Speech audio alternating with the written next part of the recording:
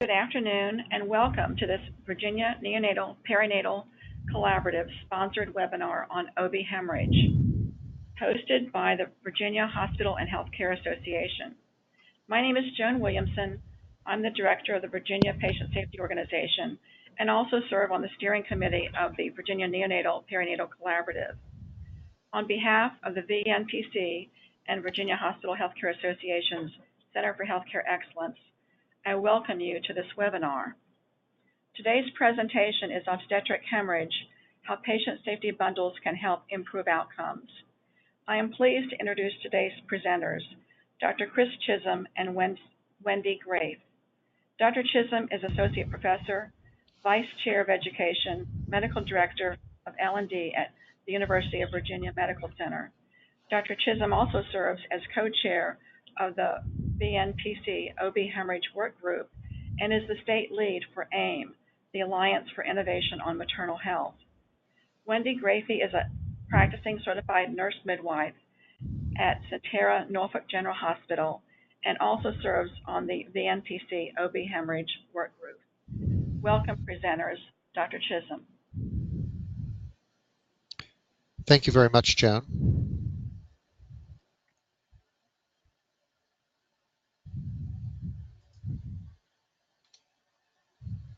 And welcome to the webinar. Thank you all for taking the time to join us and review this important information. Wendy and I represent the Obstetric Hemorrhage Work Group of the Virginia Neonatal Perinatal Collaborative. The VNPC, which was founded in 2016, is our statewide perinatal quality collaborative that has the single goal of making Virginia the safest place in the United States to be pregnant, have a baby, and be a newborn. Neither of the presenters today have any conflicts of interest to disclose relevant to our presentation. Our objectives for today are to review the epidemiology of obstetric hemorrhage and its impact on maternal morbidity and mortality, to discuss evidence-based strategies to mitigate the risk associated with obstetric hemorrhage, and lastly, to review strategies for readiness and response to unanticipated hemorrhage.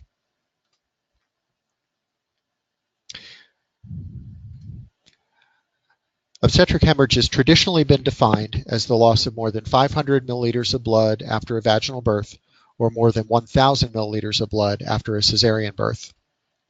More recently, a multidisciplinary group known as Revitalize has attempted to standardize many definitions of obstetric events in order to enhance clinical reporting and research efforts. The Revitalize definition quantifies obstetric hemorrhage as the cumulative loss of more than 1,000 milliliters of blood within the first 24 hours after delivery. In this definition, emphasis is placed on a quantity of blood loss that is necessary to cause physiologic instability, regardless of the route by which the baby was born, and also placing an emphasis on an extended period of risk for clinically important bleeding and recognizing that some women will present with a delayed postpartum hemorrhage after they have already left the delivery room and been transferred to the postpartum unit. The incidence of obstetric hemorrhage is estimated to be approximately 4 to 5% of births. The list of etiologies of obstetric hemorrhage is long. We think of uterine atony as the primary cause of obstetric hemorrhage in at least 80% of that 4 to 5% of pregnancies complicated by obstetric or postpartum hemorrhage. And most of the response and readiness strategies aim at addressing uterine atony as the primary and most likely cause.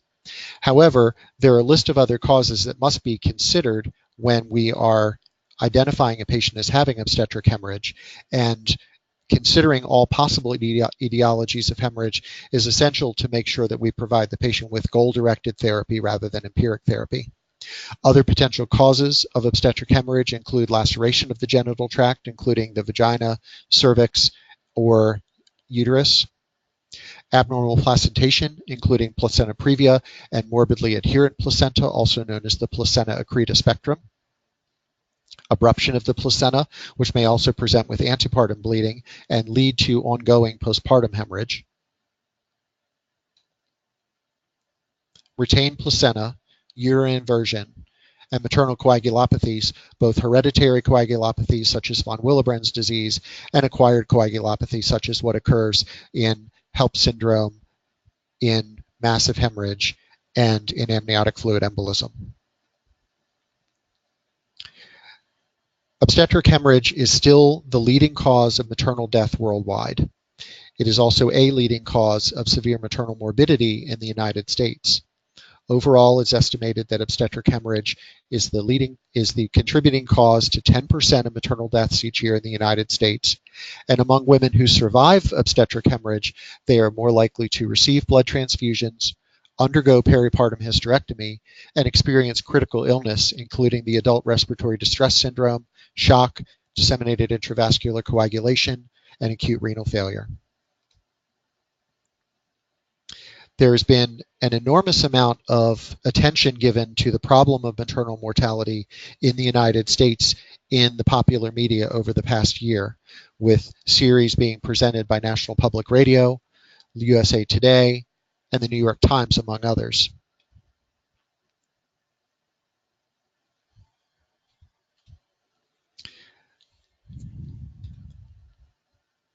Back up one slide, thank you.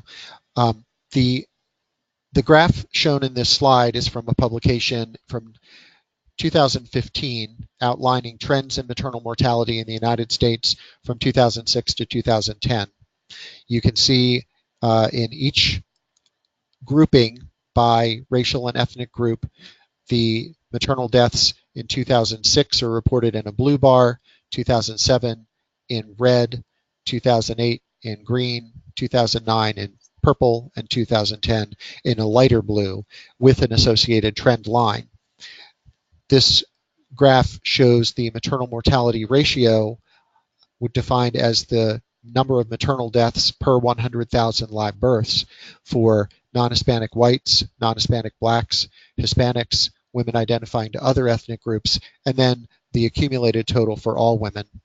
An important element of this graphical presentation is the fact that African American women experience a pregnancy-related mortality ratio nearly threefold the general population and more than threefold that of white women. The United States has also recently garnered undesirable attention for having a higher maternal mortality rate than most other developed nations and one of the only rising rates of maternal death in the developed world. More recently, the United States maternal mortality ratio was reported as 26 per 100,000, which compares unfavorably to most other developed nations, where the average is approximately 12 per 100,000. This table from the same article further subcategorizes the causes of obstetric hemorrhage and their contribution to maternal death. It's a little bit of a busy slide, so I'm just going to focus on the portion outlined in red, which is all maternal deaths between 2006 and 2010 attributed to hemorrhage.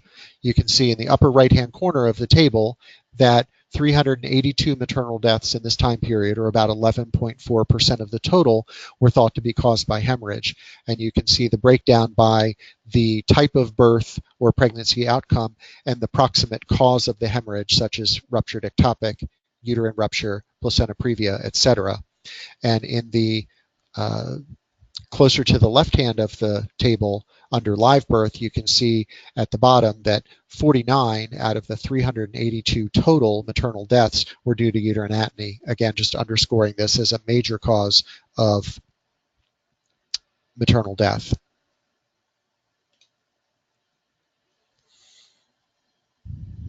From the same publication, we have information showing trends over a longer period of time in different causes of maternal death. In this table, we have the total percentage of maternal deaths attributable to different causes for four different time periods: 1987 through 1990 in blue, 1991 through 97 in red, 1998 through 2005 in green, and 2006 through 2010 in purple. As you can see on the left-hand side of the table, the proportion of maternal deaths attributable to hemorrhage, hypertensive disorders of pregnancy, pulmonary embolism have decreased, as have maternal deaths due to anesthetic complications, whereas maternal deaths related to cardiovascular conditions, cardiomyopathy, and non-cardiovascular medical conditions have all increased in this 23-year time period.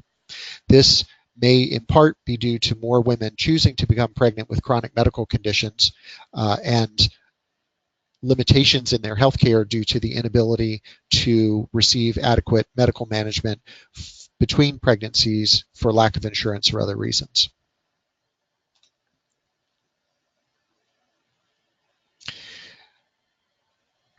I think at this point we can all agree that obstetric hemorrhage is a major contributor to maternal death and to patient safety events with maternal hemorrhage and major blood loss.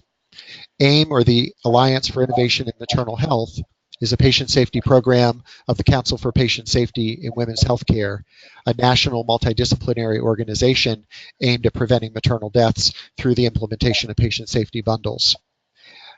AIM works by getting together expert panels who develop patient safety bundles based on the best available evidence and put these in a format where individual hospitals, health systems, and healthcare organizations can implement the bundle elements as ways of improving their readiness to deal with the complication, in this case hemorrhage, to recognize and prevent the complication, to respond to the complication when it does occur, and ultimately to report complications as they occur and learn from them to prevent future complications. At this time, I will turn the presentation over to my co-presenter, Wendy Grafe, who will continue reviewing the AIM bundle elements, and we will take questions at the end. Thank you.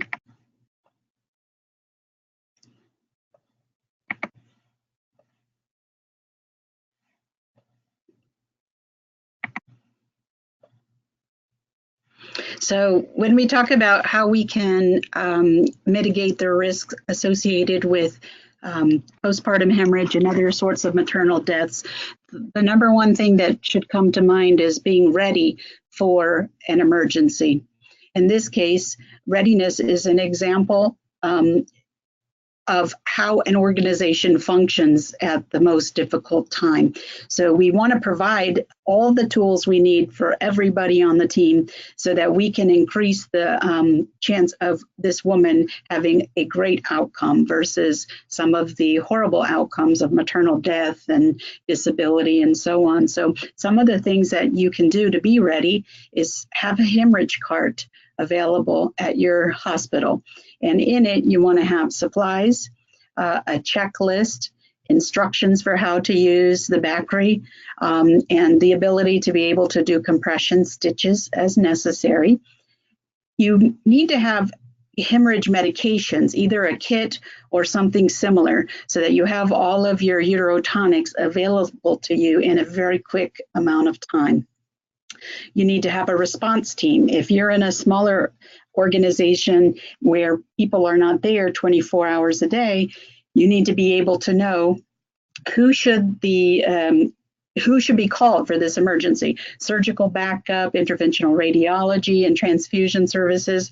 Those are great people that should be on the team when we're talking about postpartum hemorrhage. Emergency release and massive transfusion protocols. This was a great innovation in helping women who are having hemorrhage to be able to receive blood products in a timely fashion. And then, of course, unit education, drills, and debriefs.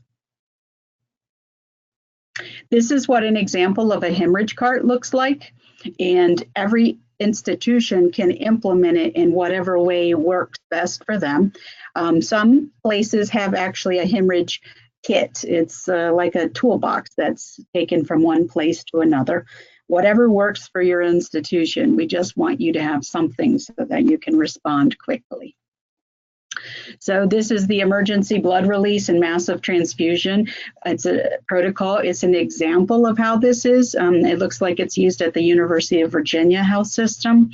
And I like it because it's pretty clear. It kind of tells us, if you look to the left, it tells you what the types of the the transfusion is going to be and how quickly this can happen. And then there are pathways over to the right, and it gives you actual clinical guidelines. It gives you estimated blood loss, heart rate, systolic blood pressure, any kind of a trauma score. I really like that because in an emergency situation, sometimes our brains get overwhelmed with everything that's going on, and objective data and information is what is the most effective way to handle this emergency. So you'll see those objective things listed here in the middle under clinical guidelines. And then, of course, there's the products and what types those are, and then how blood is delivered to the unit. So TXA, or tranexamic acid woman trial results. This was an interesting study, and it took 20,000 women. It was a randomized controlled trial to look at how can we prevent and manage blood loss. So they took a look at this, and what they did was there was a group who were randomized to get the TXA over 10 minutes versus a placebo group that did not receive any medication. And what they found was the primary outcome from all death was basically hysterectomy. This is not what we're into in the study. What we are into is that, so that didn't reduce the instances of bleeding after hysterectomy, but it did increase the ability for hemorrhage to be reduced, thereby causing less death and less mortality, morbidity in other ways. So basically, the TXA was more effective at reducing death caused by hemorrhage. It was also more effective than placebo if it was given within 3 hours of the onset of hemorrhage. That was also reduced. It's an antifibrinolytic agent utilized in all different kinds of places. I think we are a little slow on the uptake as far as OB, because trauma and orthopedics have been using it for a while. And it's one of the mainstays for them of how to prevent and manage blood loss associated with their specialties. So you are ready for an emergency that should happen in the form of, in this instance, obstetric hemorrhage. So the big part about being ready, that's wonderful, and that's a team thing that we do. But the being able to recognize somebody who is at an increased risk for obstetric hemorrhage, to actually recognize that a postpartum hemorrhage is occurring, and then there is this great thought that we can prevent obstetric hemorrhage. So the first thing that came up was this assessment tool of hemorrhage risk in the patients who you have on your unit. So there are several different tools, and they look at all the different risk factors from low risk up to high risk. And it gives you a visual ability to see where your individual patient falls on that risk assessment tool. The other part of the recognition is actually measuring cumulative blood loss. EBL is something that really gets either underestimated or overestimated, depending on who's doing it. And basically, if it's underestimating, we could be having a woman experience a hemorrhage that we are not doing anything to prevent or to manage, because the blood loss, we think, is not significant clinically. And then what happens is the blood loss continues and their vital signs start to change. So being able to recognize when it's happening with the use of an objective measure of estimated blood loss. Active management of third stage of labor should be how we manage our deliveries. And we'll go over that a little more in detail. And if you're not familiar with that, I would really encourage you to become familiar, because it really is a great way to prevent many postpartum hemorrhage issues. So these morbidly adherent placenta protocols, they're not typically part of the AIM bundle, but in a way they really should be, because abnormal placentation is one of the big reasons that people have hemorrhage outside of atony. So risk screening. I don't know if everyone's institution has developed VTE protocols and risk screening, it's a perfect example of how we identify a problem that pregnant women and women who have delivered recently are at risk for developing DVTs of sorts. So they came up with screening tools to assess each patient's risk on admission, during their stay, and then afterwards. And then they made bundles and such associated with the recognition of those risks and how to manage it. Well, obstetric hemorrhage is the same kind of scenario. We need screening tools to be able to accurately identify people who are at an increased risk. So there are screening tools that we're going to show you from CMQCC and A1. Does it matter which tool you use? Probably not particularly, but what needs to happen is that same tool is used in all your different facilities or by all the different people within your facility. These identify risk factors which increase the chance of your patient developing hemorrhage. We also want to communicate this increased risk to all team members. Everybody, it is so much better to over communicate than to under communicate. So anyone that you feel is at risk for an obstetric hemorrhage, that should be something that is communicated with the entire team. And in a case where it's really high risk or significant consideration, you might think about having safety rounds at regular intervals just to update the whole team and make sure the plan is still in place. So this is an example of a hemorrhage risk assessment.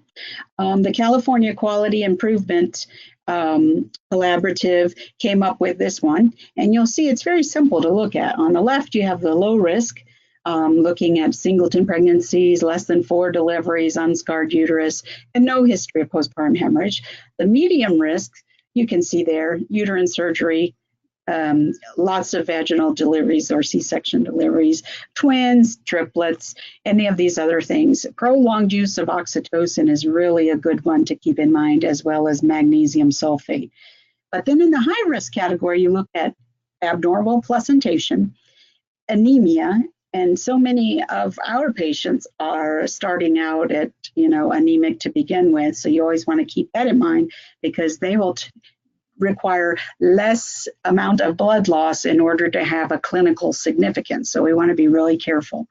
If anyone's having bleeding when you admit them, if you know they have a coagulation defect or they're at risk for one, if they've had postpartum hemorrhage, the old saying is, in OB, whatever happened before most likely will happen again. So just be cognizant of that.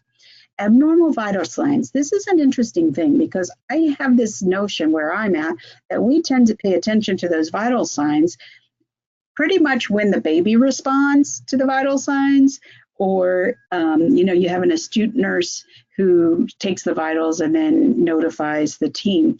But sometimes it's really easy not to be looking at the vital signs, so you can miss a very important clue in recognizing a risk for postpartum or obstetric hemorrhage. This is the A1 postpartum hemorrhage risk assessment.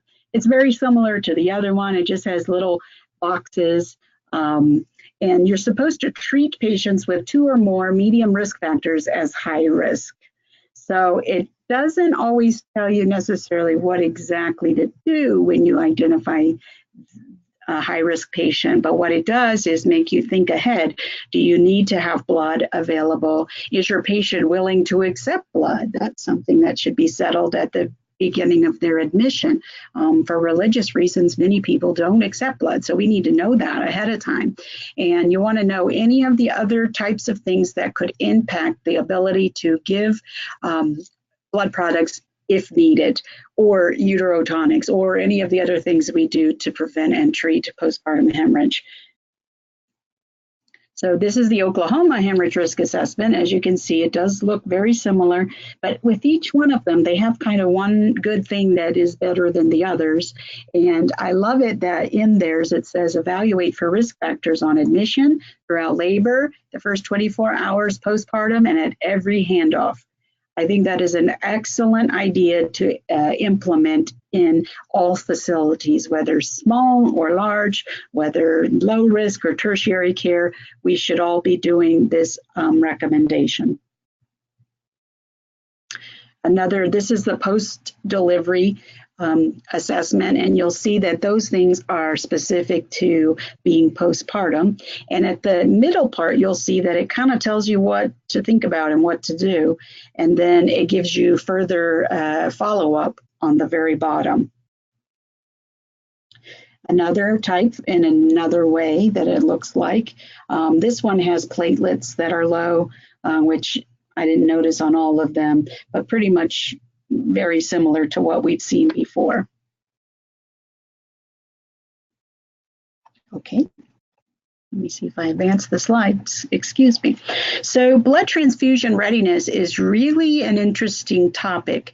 I have been fairly spoiled in that I work at mostly tertiary care facilities, so having blood available hasn't been really much of a problem, but we do take transfers and transports from smaller hospitals that don't have access to blood to be able to use as a transfusion in the event that there's an obstetric hemorrhage. So the readiness of your blood transfusion team is very vital. So probably in about 1.6% of births, there's a transfusion utilized. Some populations, like I feel like our population here, will be much higher than maybe others. There are different options for how you prepare for the need for blood or not. So universal type and screen with cross-match is for high-risk patients. And it is the highest way that you can prepare, and it is the most expensive. Then there's the choice of no routine admission testing for any patient, which is the lowest amount of preparation and the least cost. And then there's a bunch of strategies that fall in the middle. One thing I would start with is finding out what your facility's policy is regarding blood transfusion, because then you'll get an idea and understanding of how your peers function and practice. So it's good to kind of know what your protocols are. There was a cost-effective analysis shown that universal type and screen was not cost-effective in a wide range of scenarios, and that the policy of whole clot only with cross-match for high-risk patients was most cost-effective. This was a hypothetical model. It wasn't tested in actual use, and it basically, the cost-effectiveness was measured against prevention of emergency release blood utilization. The bottom line is each unit should decide their standard strategy for cross-matching and apply it consistently. Active management of third stage. This is actually an intervention that you can do that will decrease the risk that this woman has a postpartum hemorrhage. So when the anterior shoulder of the baby is delivering, that's when oxytocin should be initiated. Whether it's IV or IM, you need to give it at that time. Whether it's C-section or vaginal delivery, doesn't matter. At the anterior shoulder, that's when you start the Pitocin. Other components in the active management of third stage, they've looked at controlled cord traction and fundal massage, and those two proponents of this are they're secondary to Pitocin. Pitocin is the number one, and then these two things will help decrease it even further. You can do delayed cord clamping with active management. You just have to keep in mind that when you're doing the delayed cord clamping, if you're seeing signs that the placenta is separating, that would be an indication for you to go ahead and continue with delivering the placenta. Because the longer the placenta is in there and the uterus can't clamp down, that increases the risk of having hemorrhage. So this active management of third stage, lots of providers know about this. What I found in my experience is not the same number of nurses know. So it's a great thing to talk about and to discuss in your drills and your training, and so the whole team knows what this is about. So active management leads to a reduction in the following outcomes: blood loss of over 1,000 cc's, blood loss of over 500 cc's, a hemoglobin that's less than 9 postpartum, maternal transfusion, decreased need for the lots of use of uterotonics, and the mean maternal blood loss. So the problem with thinking about blood loss is, how do we quantify it? Because I have to say that it's depending on your experience as to how closely you are to having an accurate EBL. So being able to find ways to quantify it helps in the identification and the treatment early on. So there are two different things you can do. You can do weighing of the laps or pads or chucks. And then they have these under buttock drapes that now allow you to be able to measure the blood. And there's some sort of filter that keeps all the other stuff out of the little measuring part. And that is something that hospitals are utilizing. There's a video we would encourage you to watch. It will be available to you at the end, where you can click on it and be able to view it about how to quantify blood loss. One of the things we need to not forget is that this is a system planning issue, not just a one person changing their practice issue. So we want to know, what are the dry weight of some of the items that we use, whether they be laps, chucks, blue towels, whatever it is. Have they already know how much those things weigh? And then we need to be able to calibrate using drapes and use that information and put it in the documentation as to how much EBL that is. And sometimes it can even be implemented into your electronic medical records. So I'm not sure exactly how that works in Epic, but I'm sure that it's on the horizon if it hasn't already. Response. So we were ready, we recognize and prevent, and now we're going to respond. So a response should be standard stage-based obstetric hemorrhage emergency management plans with checklists.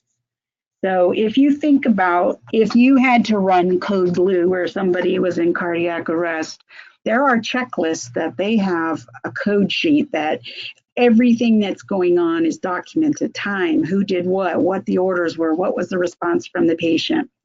This would be a really good idea to have for postpartum hemorrhage.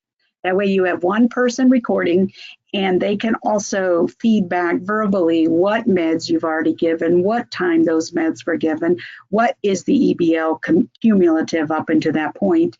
And it will provide lots of information, good for the provider and the team to be able to readjust their strategy or add and implement other things to help this patient status. So that would be a great thing to do. And I think that it's reasonable to get nursing input so that they can kind of come up with how do they do it already. And one thing I got to thinking about, and that's cumulative blood loss over a 24-hour period. What I kind of see in my practice is that we do the postpartum, during the delivery, this is the EBL. She lost 400 cc's of blood. But then we don't quantify from then to the 24 hours. We don't weigh pads. We don't count chucks if a person's bleeding normally and their fundus is firm. We tend to only do those things if a hemorrhage is suspected or has occurred. So we kind of need to change our mindset to be able to do it even for every patient, whether they're a hemorrhage risk or not, be able to quantify their entire blood loss for a 24-hour period. And then after all of this, there should be a program that supports patients, families, and staff when a significant hemorrhage occurs, because it can be very traumatic for all of the members of the team as well as the family. This is an interesting little staged response. It just kind of gives you a guideline on how to go about doing these risk assessments and what to do. So we talked about pre-admission or on admission. All patients should have their risks assessed. At stage 0, all birth with routine management and using active management of third stage. That's for all births. Stage 1 would be if you have EBL that's greater than 500 or 1,000, C-section or vital sign with a C-section, 500 for vaginal. Vital signs can be unstable, and the bleeding can continue. So that puts you kind of at stage 1. If the bleeding continues and now your EBL is kind of more like 1,000 cc's to 1,500 cc's and she's still bleeding, that puts you into the stage 2 category. And stage 3 is when the qualitative blood loss exceeds 1,500 cc's. This is an emergency management plan, and it kind of looks really busy on here, but every place who deals with women who are delivering babies and take care of them antepartum will need to have a protocol on how to manage these hemorrhage emergencies. It doesn't have to look like the things that you see. These are just simply examples. And if you notice, they implemented the stages on there and it's color coded. So it's very easy to use. So if you're ready, we are trying to reduce the risk or identify and recognize. And now we're going to look at reporting and systems learning. So whenever you have patients who are at high risk, the more safety huddles that you can have increases optimum outcomes for mothers and their babies. After events that occur, we should definitely have debriefs so that we can look at what worked well, what didn't, what are some learning things that we can use. Is there any equipment that we didn't have that would have been helpful? Something as simple as having stools in the room. So if there's a shoulder dystocia, you have adequate ways to get in there, because if you have a shoulder dystocia, you have an increased risk for having postpartum hemorrhage. So having little things like that in the room to be available can help a lot. And you notice it's not exactly for postpartum hemorrhage, but it does impact that woman's risk of hemorrhage. You want to have multidisciplinary review of significant hemorrhages for system issues. Did you get the blood in time? What were the holdups to being able to be more effective? And what worked well? What your hemorrhage card, it had everything that you needed. So having this kind of review is really important to learn from. Sometimes what happens is when you're reviewing things, it seems like it becomes almost finger pointing, and that's not the purpose of it. System learning and system change comes from honest, open communication from everybody on the team, and that's how we can make it better. And you want to monitor outcomes and be able to process the metrics and have a perinatal QI committee. So data is great, but if you don't have someone who collects the data and then interprets the data and then implements changes based on the data, then what you're doing is not as effective as if you had all of those components. One of the scariest things are the unanticipated hemorrhage. I think it's a great idea to just think that every patient is at risk for hemorrhage.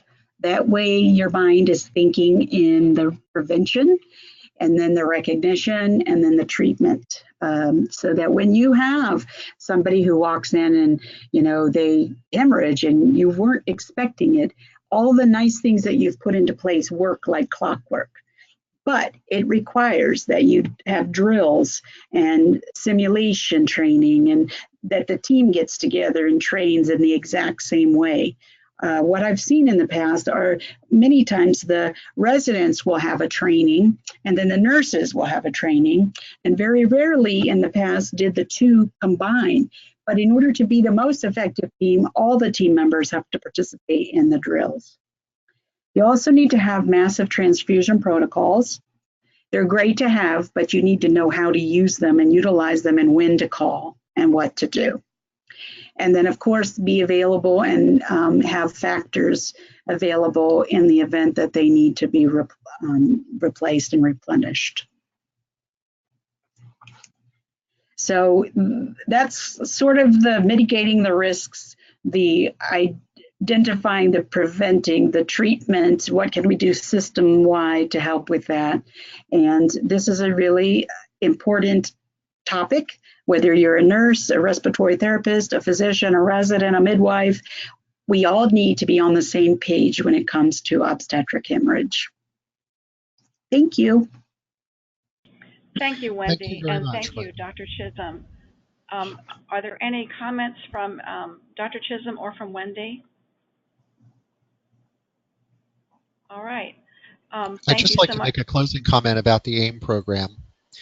Virginia is one of the currently 30-some states that are participating in the AIM project nationally.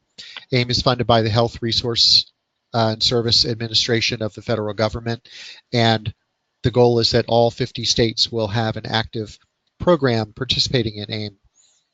During the coming year, each hospital in Virginia at which births take place should anticipate being contacted by our AIM program administrators at the Virginia Department of Health, Shannon Purcell and Jessica Purdom, to get you enrolled in the AIM program, get you set up in the AIM data center so that you can actively participate in bundle implementation and also get some data back out of the system in terms of how you are performing. Thank you for your participation in this webinar, and we look forward to seeing you again. That concludes today's webinar.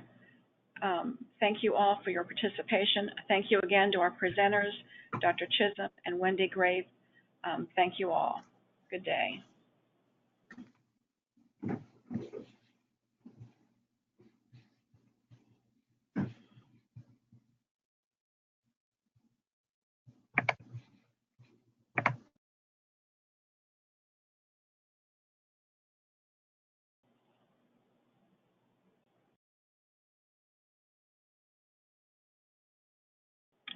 Is anyone still on the line, Wendy or Dr. Chisholm?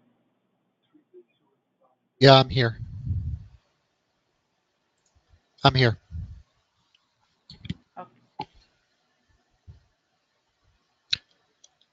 Okay, Chris, how did you think it went? I thought it went well. I thought it was pretty smooth, actually. I think it made a big difference with us being able to advance the slides ourselves. Yeah. And anybody who wants to watch the video can just click the link. That's easy enough to do. Right, and we'll have that readily available. I will push this out once we get everything recorded and ready to push out. I'll push it out to the all registrants, which we had about 72. Also to all of my maternity leaders in the hospitals of my maternity contact list, as well as I'll send it to Jessica and Shannon to be posted on the VNPC website. We will also post it on our VHHA website, and we will also circulate that amongst our hospital list. Okay, sounds great. Thank you all so much. I really appreciate your participation and your time to redo this. I think it was very well spent to redo it because I think the finished product is going to be very good. All right, thank you so much.